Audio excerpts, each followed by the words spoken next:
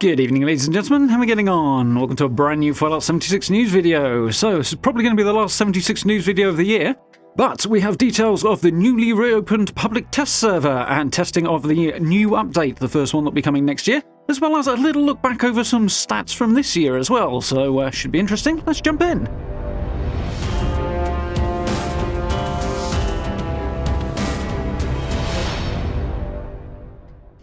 Okay, yeah, so I really wasn't expecting to get any news at this point in the year. We're like a couple of days out from Christmas at this point. You'd expect things to be winding down, not the other way. I'm guessing this is kind of a last hurrah before Bethesda go on holiday for Christmas, which is, that would make sense.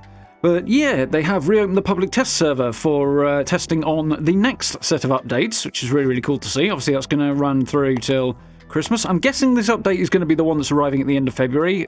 Based on what's on the community calendar, that seems very likely.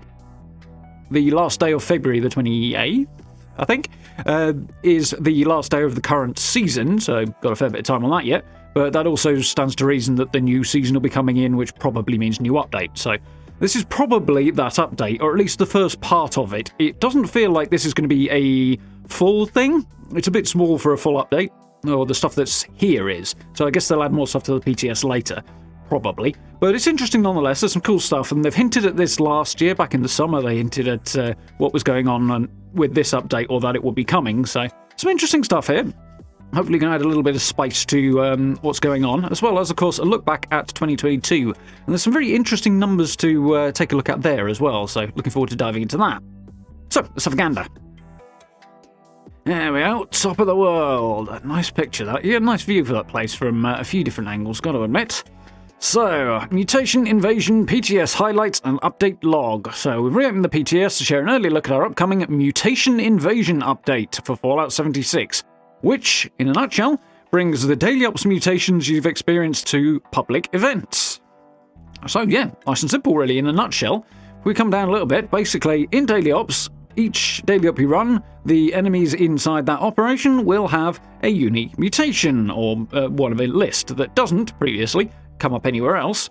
Now, there will be certain public events, that's the ones they've just added 3 new ones to, the ones with the exclamation point that come up top of the hour, 20 past 22. So it's those events, and once per hour, those will have additional mutations on the enemies, which makes it interesting. And there's some extra bits and pieces to go along with this as well. So, over the past 4 years, Appalachia has changed in many ways. Whilst many of these changes are thanks to you, Project Clean Appalachia anyone? Some of these changes are the results of daily, long-lasting radiation exposure to the local inhabitants, otherwise known as a normal day in the wasteland. Yep, that makes sense. Mutations that you've grown to know and love from daily ops missions are now spilling over into public events. At the top of the hour, specifically only in that slot, every hour, a mutated public event will appear. These events will be marked with a special icon to indicate that they are mutated, so you'll be forewarned that these will be extra tough, because these do add a little extra component to the combat, so good to know about. Public events for the remainder of the hour, i.e. 20 past and 22, will be normal public events with no mutations. Otherwise, it'll be all of the events that we are familiar with as public events that come in those slots, just that the top of the hour ones will have an extra mutation. So, mutations currently available are Volatile, which makes enemies explode upon death, and they do a decent amount of damage to you if you're standing too close. Active Camouflage, makes them invisible. Resilient, enemies can only be slain with a melee attack, so you've got to pull the health as far down as you can, then get over there and either bash them or use a melee weapon, either or. Freezing Touch will slow targets down upon attack, so basically they'll all do freezing damage, cold damage. Toxic Blood, they explode into a poisonous hazard on the ground, which obviously poisons you if you run through it. Group Regeneration means when the enemies cluster up, their health will regenerate, which most of the time isn't a major problem. However, if you get something like a really tough boss enemy that's got a big health pool with a lot of enemies clustered around them, that can be an issue. It can take a lot to bring them down if you're not careful. And Swift-Footed basically makes them run faster, and it's supposed to speed up their melee attacks. I'm pretty darn sure it also speeds up their ranged attacks too. Not sure if that's deliberate or not, but it seems to be the case, anecdotally speaking, but nonetheless, they're faster basically across the board. What are we going to get in return for this increased trouble at the top of the hour? New rewards and challenges. So, the stuff we already get, obviously that's staying there, so legendary items, treasury notes, etc. But we'll also be getting a new crafting component called Infusion Reagents. And funnily enough, those can be used to craft infusions, which are basically a new buff item, new consumable. So, infusion reagents can be combined at your chemistry workbench to create a new consumable item, infusions. That was hard to say. And I know they do this on purpose, I'm sure they do. Oh well. Infusions have powerful effects that last for a short amount of time, so it's, I'm guessing longer than, say, a stim pack, for example, but they give you a burst of a particular effect. So, each infusion also has multiple tiers that increase the magnitude and or duration of their effects, and you unlock these higher tiers by completing new lifetime challenges for mutated public events. So we'll have to go into the challenges, check out the lifetime ones, and basically complete those to make your infusions more powerful, which is interesting. So not just a case of crafting, you've actually got to earn those higher tiers, so it's something to work towards. Basically right now we have 2 new infusions that we're going to start off with, and the capacity to add newer ones, more of them later on down the line. So the first one is called Steel Skin, and that gives you the effects of wearing power armor for several minutes. Now, which power armor that might be, who knows? Obviously, different suits have different stats on them, but basically it's going to massively up your defenses for a few minutes, so that's quite cool.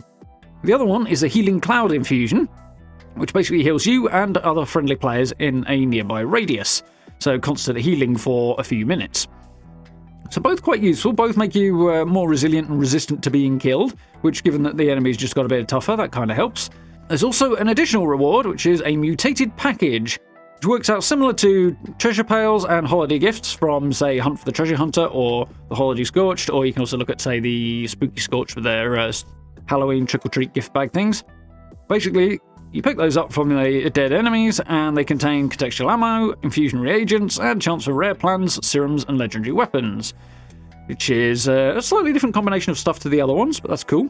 Not sure what these new rare plans will be, if they are new or if they're just plans that you can also get elsewhere. I hope they're new. New stuff is always welcome to pick up, especially camp stuff, and hopefully some cool outfits and armors and stuff like that. Should be interesting. So basically, yeah, Daily Ops Mutations coming to public events at the top of the hour, and they will give you new consumables that give you a buff for a little while.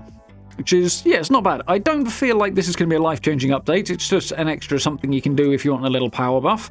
For those who are running around solo, which is the way I tend to do things, the occasional thing, sort of late game, can be a bit challenging on occasion, so a little buff probably wouldn't hurt there. But for the most part, I feel like it's not particularly exciting in terms of the rewards. I'm more interested in the mutated packages and the rare plans they'll drop for me. But we'll have to see. Maybe they'll add some more stuff, and that's what PTS is for, better feedback, and then they can figure out sort of what works, what doesn't, what people are interested in, that sort of stuff. But yeah, interesting first impression. So they're doing a little something related to Fallout First with this as well, which is interesting.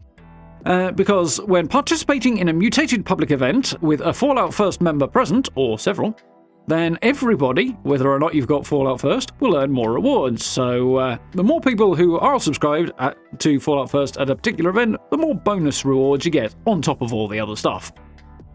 So basically a more the merrier approach, and it applies to everybody, even if you don't have Fallout First. If somebody who is at the event with you does, you'll reap the benefits too. So exactly what that's going to mean, well, we'll have to see. It just looks generally like you get more of the stuff that drops from the tone of this, but we'll have to test it out, find out. I'll hopefully have a gander at this over the Christmas period and see what's what. So I'll probably do a follow-up in the new year and give you my hands-on thoughts rather than my first impressions of just the Inside the Vault post here, which incidentally, if you want to read it yourself, link down below. So yeah, do check that out. So the last thing on this post is Daily Ops improvements. Now this is the thing that was really hinted at before. Back at QuakeCon, I think, in August, the dev team mentioned that this was something they were going to work on. Obviously, Daily Ops haven't had a significant update in, well, it's got to be 18 months nearly now. It's been a while anyway. Certainly over a year anyway. So definitely long overdue, and I think we'll be very happy to have that. So hopefully there'll be new rewards coming. I don't see anything on here that actually mentions that. No, it doesn't seem to, but I assume there will be new rewards coming, because they did kind of hint that there would be. But the changes basically are, we have a new mutation, just the one new mutation, but this will also be going into the public events, the mutated public events that we've talked about before. And that is Reflective Skin, so enemies will reflect damage back at you as you hurt them. So definitely going to make them a bit more dangerous in that regard. It's not a permanent thing from the sound of this, it's a periodic reflective state, so kind of like the camouflage one, in that they're not always invisible, they're just sometimes invisible. Sometimes they'll deflect damage back at you, which is good to know about. We have a new encounter group, so a new enemy type available in rotation in Daily Ops, which is aliens. Makes sense, that's definitely a good addition. Happy to have that one. Looking forward to trying that out. And we have 3 new locations, which are pretty cool choices, actually, I think, for the most part. The Capitol building down in Charleston, that's a decent size internal space, and pretty good spot for this, I think. It should be interesting in terms of having places to defend and to run around and find enemies in.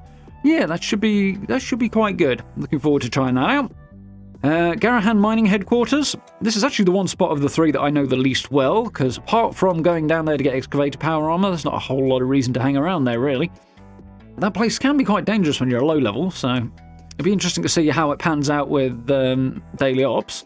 Sort of exploring that place a bit more and using it a bit more is definitely good, because I would say that particular location is quite interesting and underutilized, and there's more down there than one might be aware of if you haven't had a good poke around in that building, so yeah, that's cool.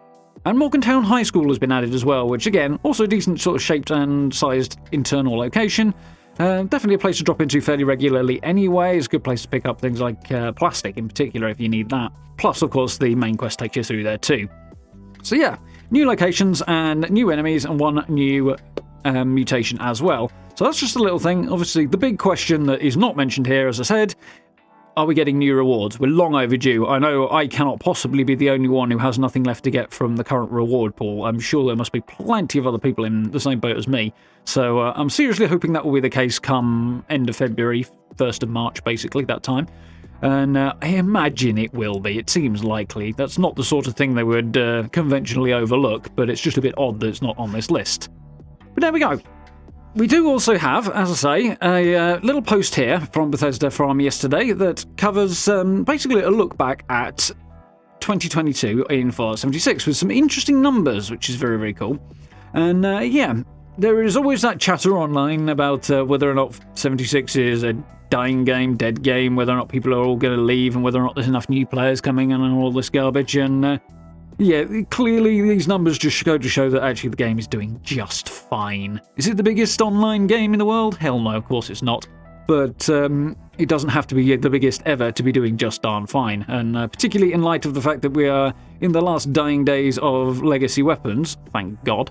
There's a lot of people going, oh, well, everybody's going to leave. No, mate. No, they're not. A handful of people will leave, and not even everybody who says they'll leave will actually leave. So it's really not going to have that much impact at all, apart from making the people who stay's life generally more pleasant. So here are some examples as to exactly why.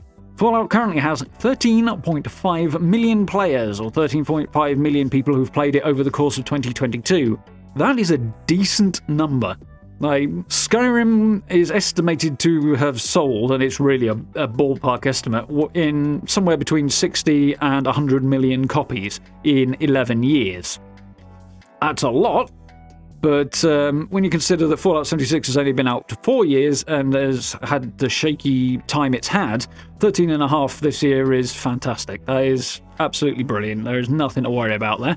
So 76 is going nowhere, absolutely nowhere. And even if people with legacies leave, it's not going to have that significant an impact. And it'll be a short-term one anyway, because we get new players coming in all the time anyway. So especially if a couple of sort of free trial weekends, people give it a go, and a decent number stay afterwards. So yeah, the impact's going to be minimal, which is really cool. It's good to see the game is doing that well. So, Expeditions, brand new update that came out in September. Already 5,019,081 as of whatever point the snapshot was taken. Expeditions have been completed. That's not bad for 3 months. It's not humongous, but bearing in mind that Expeditions take a decent chunk of time to run, they're not 5-minute content, so 5,019,000, that's decent. I definitely think that's decent. So I think we can say fairly that Expeditions has landed pretty darn well with the player base and has had a good level of engagement. I don't think Bethesda will have any complaints about that number. So, 9,417,424 daily ops completed. This is a bit more interesting. In relation to what we were saying before, daily ops, obviously, I know I've completed all of the rewards I can get from it. There's nothing left for me to earn from daily ops other than score, so that's the only reason I do them now. I suspect there are plenty of other people in the same boat as me. The upshot of which is that's probably why the gap between expeditions, which have only been out for a few months, and daily ops, which have been out for a hell of a lot longer, well, all year, is so small. I think it's probably because people aren't bothering. Obviously, there's certain combinations of stuff that's just annoying in daily ops as well, so like, if you get decryption in an area that is really, really spread out, I tend to not bother doing the event at all, because it's just a pain in the neck. But yeah, I think stuff like that, and the need for fine-tuning, the need for new rewards, stuff like that, and need for a refresh on it is probably the reason the daily ops numbers are down a little bit, and adds a little more credence to what I was saying earlier. So, interesting. But again, daily ops are smaller content, so that's another reason you'd expect it to be bigger, because you can run more of them in the same space of time, and they've been around longer.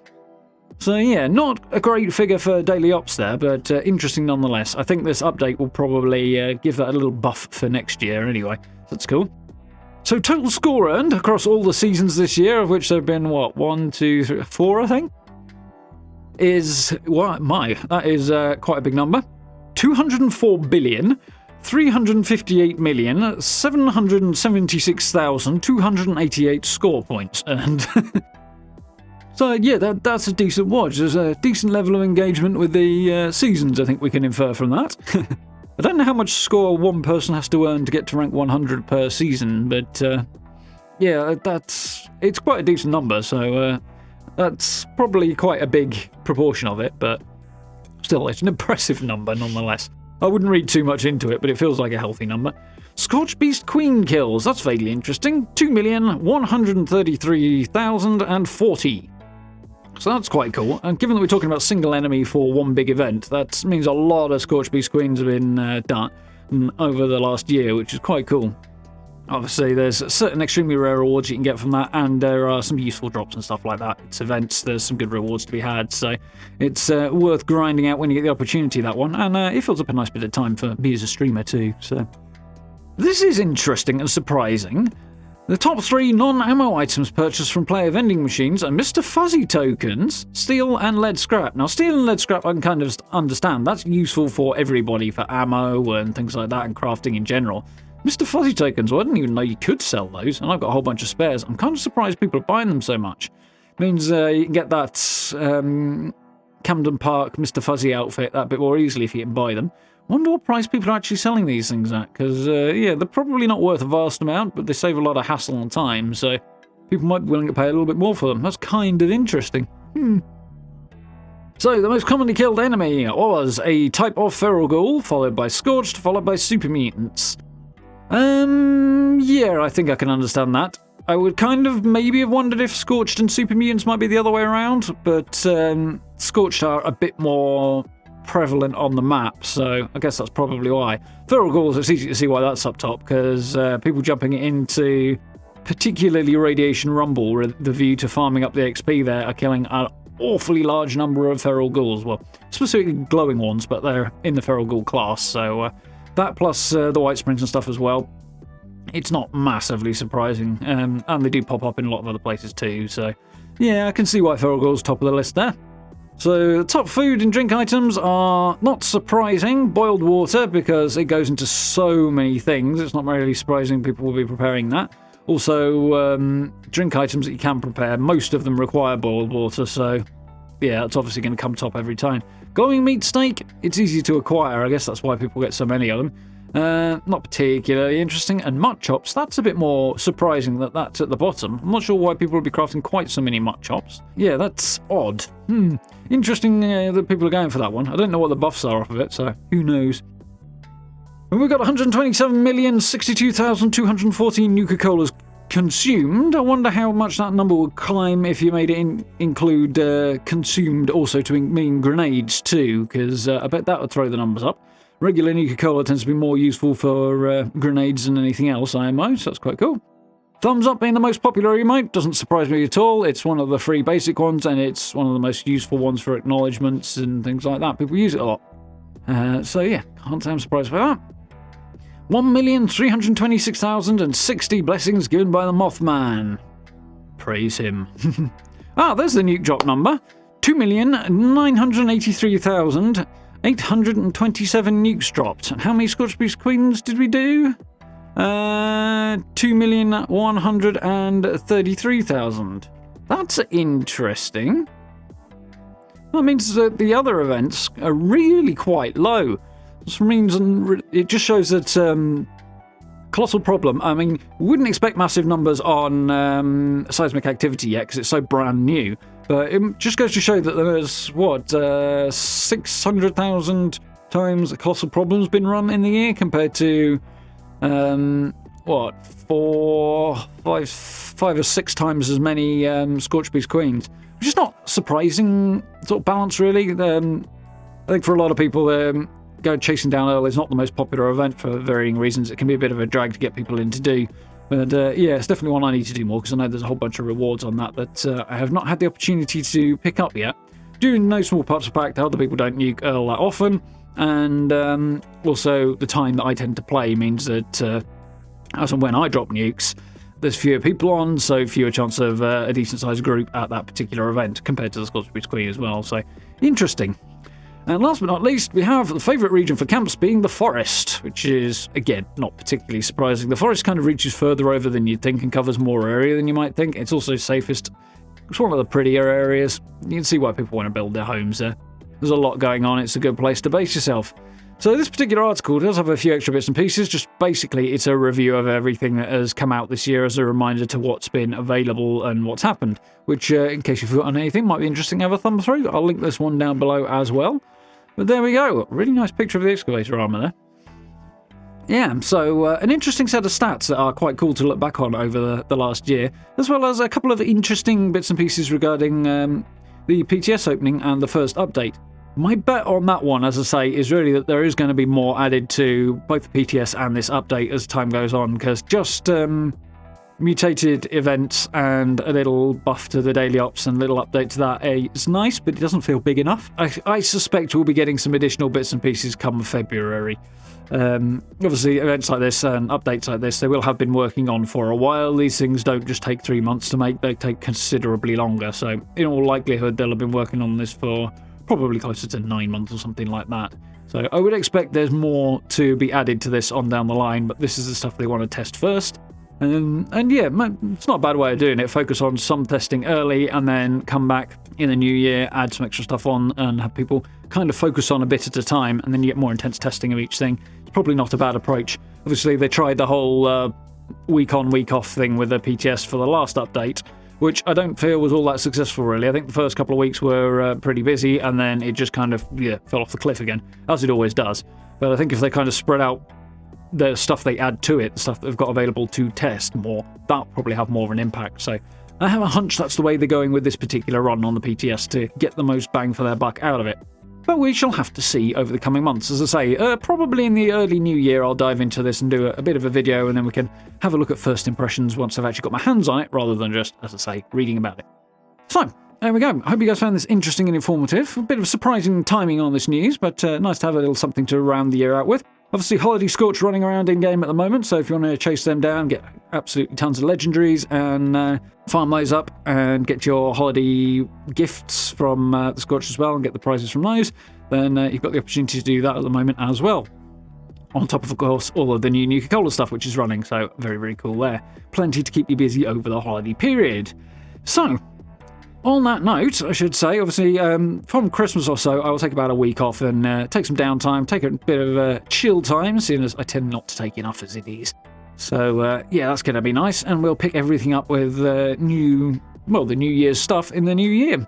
Have a little bit of a refresh going on for all of the channel art and thumbnails and stuff like that, so do keep a close eye out, because things are going to look a little bit different in the new year, as a little refresh is due, I think, so yeah, that should be cool.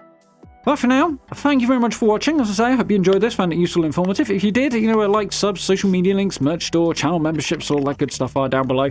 I really appreciate it. Make sure you hit the notification bell as well, and then you know when I go live, when I upload, all that good stuff. Really helps me out, and of course, lets you keep up to date with what I'm doing, should you wish to do that.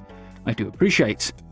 And as I say, if you get a chance to join us for live streams as well, we have just started playing Red Dead Redemption 2, which is good fun. That one's going to be keeping us busy for a while into the new year, I think, having finished the Callisto Protocol. Obviously, playlists up if you want to catch up on previous live stream series or any of the current ones. And of course, we're continuing on with Fallout 76 as always, so that should be very cool. Tons of Starfield stuff I'm expecting next year as well, so looking forward to finding out more about that.